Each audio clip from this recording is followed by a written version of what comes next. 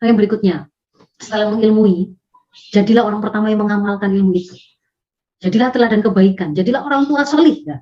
Karena ini kunci, orang tua solih ini, ya, kita mensolihkan diri kita sendiri, itu akan dijanjikan oleh Allah, akan mensolihkan anak kita, akan membaikkan anak kita, dan itu akan menjadi bahkan warisan. Artinya kalau kita tuh orang tua solih, kita siapkan anak kita jadi anak yang solih, kita meninggal pun, itu akan menjadi warisan. Namanya warisan itu kalau orang tua sudah tidak ada. Kalau masih ada namanya pemberian, makanya pemberian terbaik tadi pendidikan. Tapi kalau warisan terbaik itu adalah kesolehan orang tua, dan kita mendidik anak kita menjadi anak yang soleh. Kenapa begitu? Karena kesolehan itulah yang akan membuat Allah sendiri yang akan menjadi wali mereka. Ini dalilnya. Inna waliyallah alladzi nazzalal kitab wa huwa yatawallas sholihin, dan dia adalah walinya orang-orang soleh. Termasuk juga di sini adalah kisahnya Umar bin Abdul Aziz. Ini beliau meninggalkan 11 orang anak, sangat minim meninggalkan warisan berupa uang, tapi beliau mengatakan, saya meninggalkan untuk mereka ketakwaan kepada Allah. Jika mereka anak yang soleh, orang yang soleh, Allah sendiri yang langsung jadi walinya. Allah yang akan menjaganya. Namanya wali itu penjaga, memenuhi kebutuhannya, menjaga dari bahaya, memberi rizki, ya, memelihara, itu wali, itu begitu, pelindung. Allah yang akan menjadi wali mereka. Saya tidak perlu khawatir. Tapi kalau mereka tidak soleh, saya tidak usah nambah-nambahi ketidaksolehan itu dengan saya tinggalkan harta yang malah membantu mereka bermaksiat. Luar biasa. Ya, begini. Jadi jadilah teladan kebaikan, jadilah orang tua soleh, karena ini akan jadi warisan terbaik untuk anak kita. Yang berikutnya, jadilah orang tua yang dekat. Dekat itu ya, kalau masa usia dini itu ya, jangan jaim jadi orang tua itu, jadi ibu itu ya. Membacakan buku cerita itu ya, jangan kayak membaca reportase berita begitu ya. Tapi ya di situ mungkin ada suara yang dikonyol-konyolkan, kadang-kadang itu ada ekspresi yang kemudian memang, karena dia kan sedang belajar mengamati eksplorasi suara naik turun nada, itu kan dia baru belajar. Dia membaca wajah saya itu bisa kalau ditarik begini menjadi tersenyum, kalau begini menjadi lucu, itu juga dia baru belajar gitu.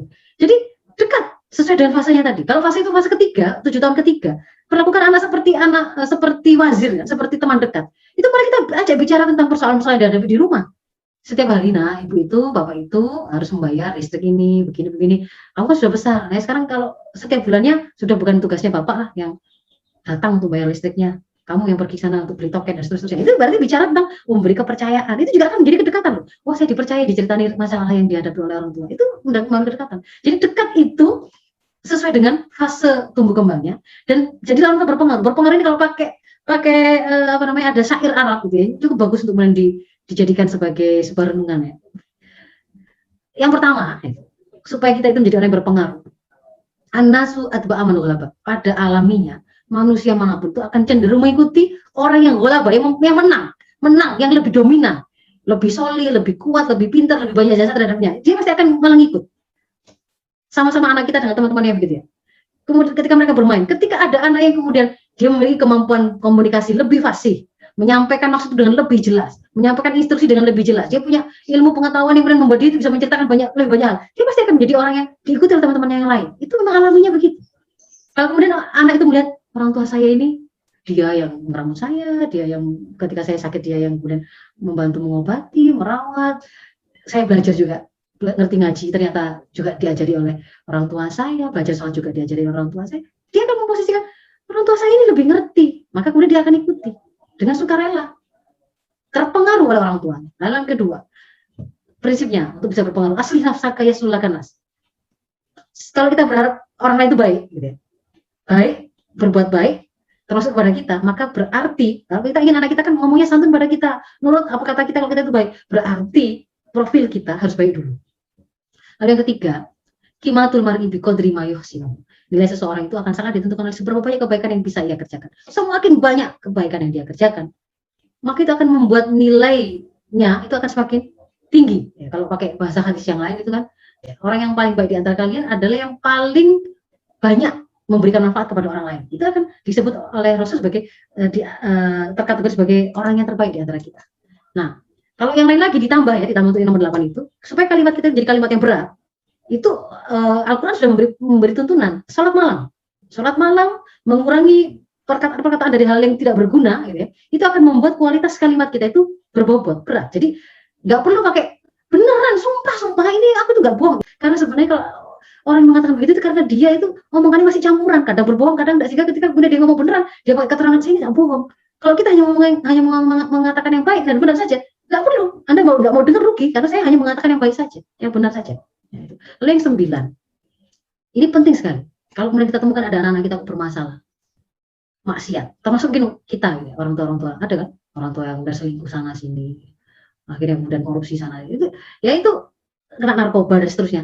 Bisa jadi karena apa yang menghidupi badannya, fisiknya, itu adalah rezeki yang haram. Maka bersihkan harta dari yang haram. Kalau masih terlibat dengan riba, penipuan, atau apapun itu, bersihkan. Karena itu akan berpengaruh. Rasul jelas menceritakan bahwa yang tumbuh dari sesuatu yang haram, dia lebih layak tempat itu di neraka. Artinya memang akan dibawa, ya, hasil makan yang haram akan dibawa untuk melakukan kemaksiatan. Memang akan terdorong untuk melakukan maksiat. Akhirnya mengantarkan kepada neraka tadi. Gitu. Lalu yang 10, tidak bisa tidak. Kalau sudah terlanjur, namanya terlanjur itu harus diputus. Diputus mata rantai itu dengan cara apa? Ngaku salah kepada anak kita. Nah, karena kalau tiba-tiba, tapi kan aku nggak bisa toh, Ustazah, saya itu pokoknya langsung berubah jadi baik saja. Nggak bisa. Karena sebelumnya anak itu punya memori tentang kita itu seperti apa. Nggak pernah ngajak ngomong. Setiap panggil nama itu kalau nggak nyuruh ya marah-marah gitu ya. Hanya itu saja. Nggak pernah bilang, kok sekarang tiba-tiba ibu saya kok, kamu sudah makan belum nak? Itu aneh bagi anak itu. Sampaikan di situ. Ya memang kemarin itu ibu salah. Karena ketidaktahuan, karena kekurangan ilmu, ibu melakukan kesalahan begini, bapak melakukan kesalahan begini. Sekarang ibu mengerti, ayah mengerti, kita mau bertobat. Kita minta maaf kepada kamu nak, begini. Sampai, kan kita memang sampai anak itu keluar keridoannya. Memaafkan, karena kalau nggak begitu nanti yang namanya tembok yang menghalangi kita, hubungan kita dengan anak tidak akan hancur, karena dia masih menyimpan, sebenarnya belum memaafkan. Jadi minta maaf. Lalu kemudian ke depan, insya Allah ibu, bapak komitmen memperbaiki, kita semua akan berubah menjadi baik. Diawali dengan kita melakukan apa? Ngaji, kita mulai belajar sama-sama, kita mulai sholat, kita luruskan lagi sholat kita. Kalau nanti ada yang melakukan kesalahan, saling mengingatkan. Jadi dibuat komitmennya. Jadi dia tahu, oh ini berarti memulai babak baru tuh ceritanya. Kan seperti itu, tertangkap oleh anak. Kemudian berikutnya, kalau memang persoalan yang terjadi itu sudah di luar kemampuan untuk menyelesaikan sendiri. Misalkan sudah kadung adiksi narkoba, untuk kemudian melakukan penyembuhan, melatih kembali fisik yang sudah terlanjur rusak dan seterusnya, kan tidak bisa hanya orang tua. Maka di situ libatkan ahli pakar yang memiliki kemampuan dan pengaruh untuk bisa membantu menyelesaikan. Kalau kita tidak bisa ngajak ngomong anak kita, gitu, tidak bisa membuat dia bicara dari hati ke hati sehingga keluar apa sebenarnya yang menjadi kegelisahan dia. Kita minta orang yang bisa kemudian membuat dia rileks dan menceritakan apa yang ada dalam alam bawah sadar, bisa. Nah di situ kemudian kita jadi bisa memetakan apa PR untuk orang tua, apa PR untuk anak, apa PR bersama dan seterusnya. Nah, kalau kemudian sudah minta tolong, lalu dibuatkan program, berarti punya komitmen jalani program penyelesaian. Sama-sama, bekerja sama. Mungkin berat, mungkin di situ ada yang motong, tapi harus tetap istiqomah ya, istiqomah.